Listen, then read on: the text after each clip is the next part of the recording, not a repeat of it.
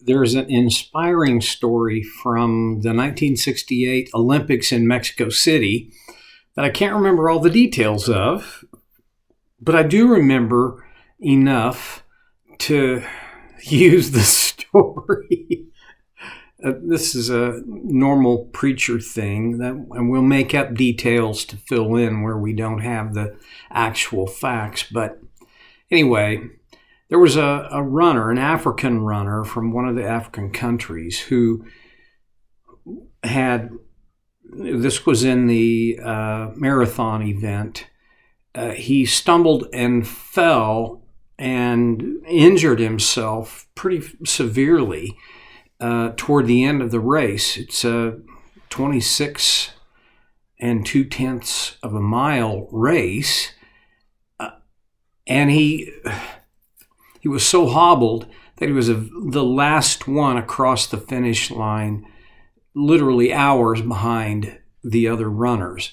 And when he was interviewed, they asked him, why did you not just go ahead and give it up? And he said, because my country sent me here to finish the race, not just to start it. Well, that's an interesting concept. And I think it's a concept that a lot of Christians would do well to get a hold of. See, in order to finish what you start, you've got to have one particular character quality, and that's the quality of endurance. Paul writes about that in 1 Timothy 6:11. But you, man of God, flee from all this and go after intentionally righteousness, godliness, faith, love, endurance, and gentleness. Endurance is in fairly short supply these days. My dad's generation and his dad's generation pretty much were committed in a gut sense to finishing, to enduring. Everything from men and women who stayed on the job with the same company for 40 or 50 years until they finished and retired, to men and women who stayed married, though often affectionless, for 50 or more years because they were in it to finish. There was loyalty to friends, loyalty to families, and there was even brand loyalty. Many people lived, in the same town they grew up in until they died. Was that about endurance? A little. But it's also about the fact that we were not as mobile as a society then as we are now. Well, in terms of faith, in terms of your walk with Jesus, your endurance is a must factor, okay?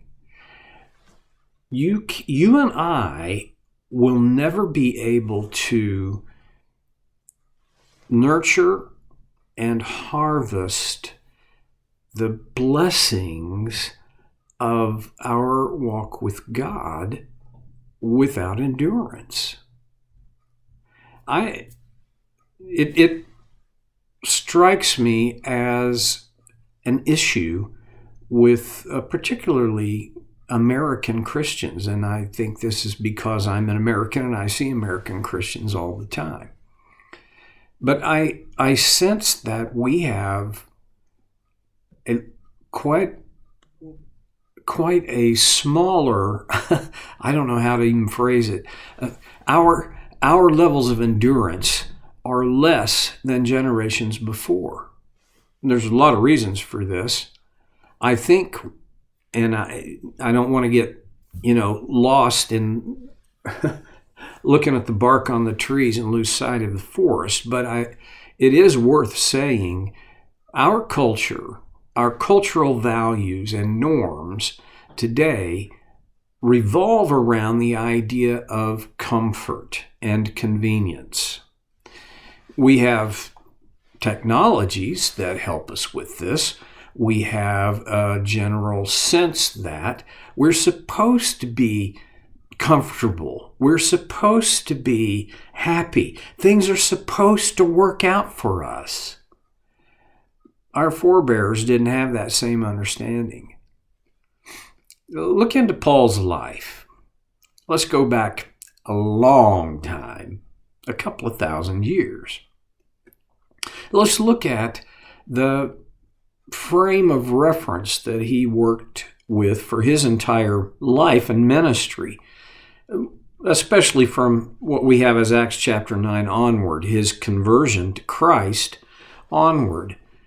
Convenience and comfort were not words I would use to describe his experience.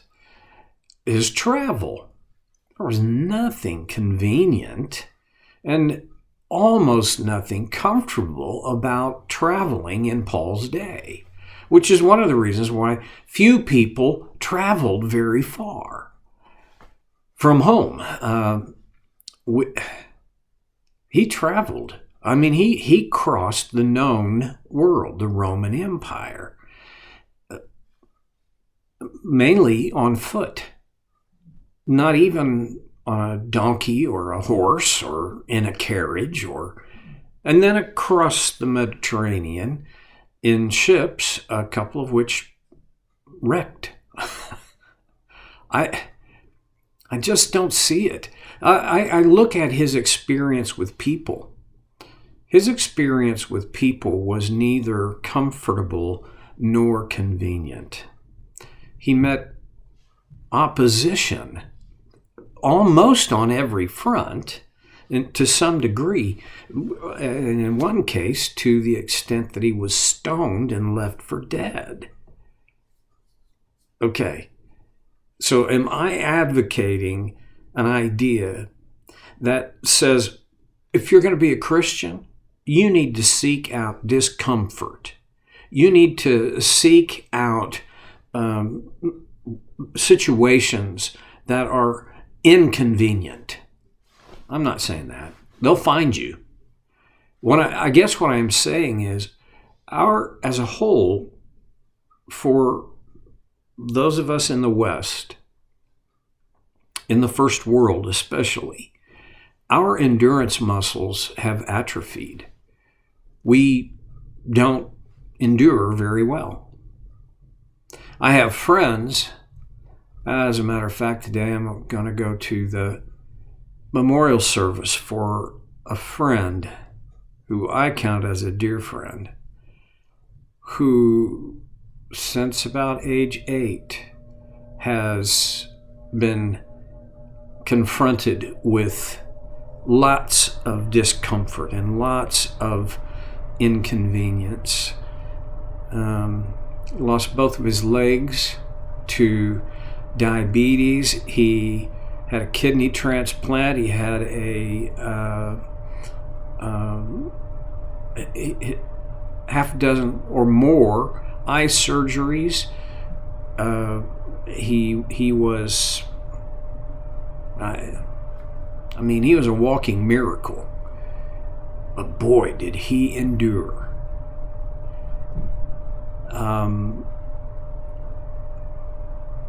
And he was an outlier because of that. I have other friends who have endured serious illnesses, debilitating illnesses, for years, not weeks or months. They have endured inconvenience. They've endured discomfort. But as a culture, if 2019, 2020, 2021, and now 2022 have not brought front and center the concept that we don't know what to do with discomfort, we don't know what to do with inconvenience, also will make edicts and laws. Well, not really laws, but we'll make mandates. I'm not even saying they're all wrong. I'm just saying, how'd it feel? How'd it feel for you to be basically held hostage in your own home for months on end? For me, not good. I was climbing the walls. I don't do well with inconvenience. I was reeling back into the day-to-day world a little bit more. I don't do well with inconvenience at all. For instance, I have basically a 10-minute drive from here, my house, to my office. And when I get behind a slow driver or drivers that seem, in my opinion, they're not paying attention, and at the very least, they're not driving as well as I drive, I get impatient. And I try to get around those people as quick as I can and leave that inconvenience behind. Anybody else do that? I remember when I was recovering from my heart attack, how I was struck by the fact that my life had begun to revolve around hurry up until my heart attack. And after my heart attack, for about 6 months, there was two things: nothing to hurry for, and second, I couldn't hurry. It wasn't in me. And now, 11 years past that, I'm back to the hurry up. And hurry is basically the child of inconvenience.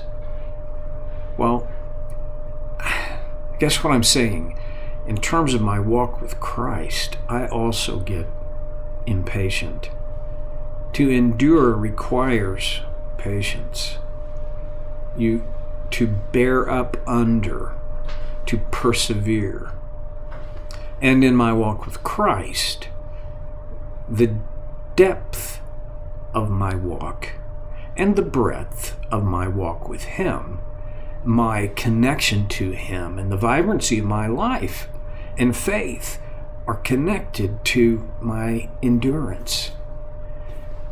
I've experienced, and I think you have too, that growth never happens really without crisis, without struggle.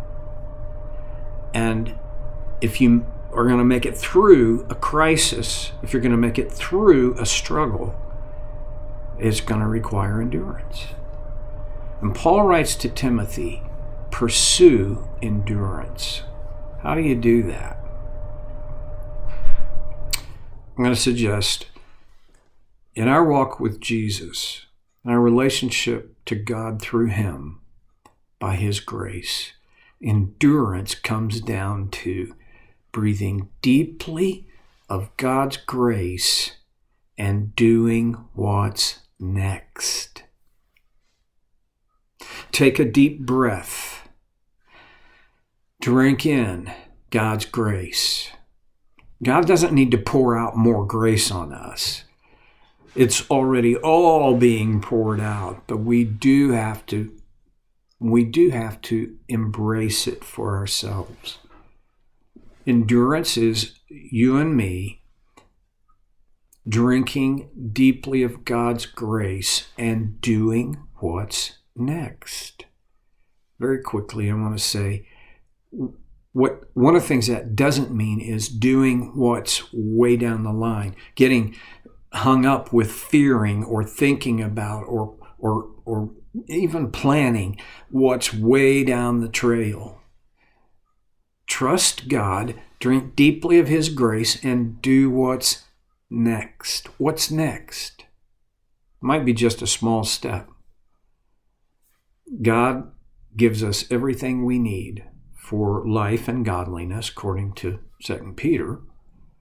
And now, when we drink deeply of His grace and do what's next, we pursue, we chase after with intention, endurance. See you next time on So Care with Stevie Boy.